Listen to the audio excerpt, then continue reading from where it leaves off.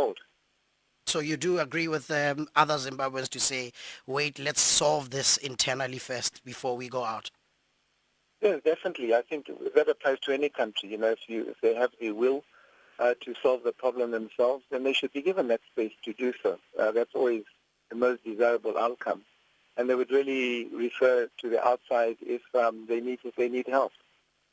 Do you think Mugabe will step down today? I know they've given him until midday, and if not, if he doesn't step down, what do you think is going to happen next? Well, based on what he said in his statement yesterday, he certainly didn't give the impression he intends to step down. And that's why they said that then they would have to go ahead and impeach him.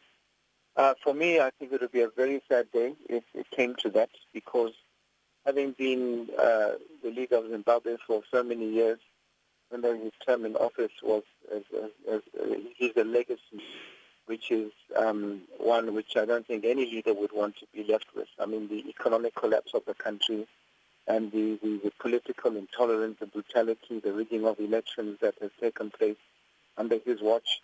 One would probably say under those circumstances, well, he deserves whatever comes his way in terms of impeachment. But I think, when one casts one's mind back to his historical contribution to the liberation of that country, it would be very sad to see him thrown out through impeachment. So I just hope that he would just see this is the time and just make a dignified withdrawal from office. Do you think if he steps down, he'll be immune to being sent to jail, like some people are saying?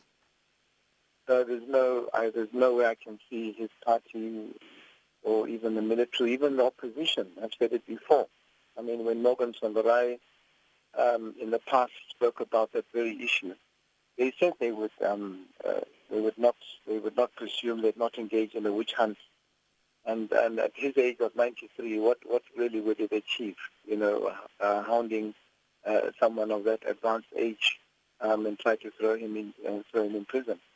So I think he should just step down and voluntarily. But I don't know how it happens. I don't know the constitution of Zimbabwe that well. The impeachment can only take place he could decide to dissolve parliament. If that's what the constitution allows, he could actually dissolve parliament and bring it to an end, and they go for elections earlier than they were intending to. And the last question, what is expected on the meeting with SADC tomorrow? What's on the agenda? Well, even though meetings were held here in Gaborone, they were held here because Botswana hosts the SADC headquarters. That does not mean that every SADC meeting that takes place, we would be involved. So in this case, the Troika, the meeting of the Troika, and Botswana is not, for now, we have been part of the Troika in the past, but we're not on the Troika right now. So as I speak to you, I wouldn't be aware exactly what the agenda is to do with and how they intend to proceed. But again, I think it will be determined by any outcome today, and we hit the midday deadline given to President Mugabe to have submitted his resignation. H.E, thank you very much for talking to us at Gabz-FM. We appreciate you taking time and talking to us. We know it's a very, very busy time. Thank you very much. Nice talking to you as well. All right. Cheers. Bye-bye. And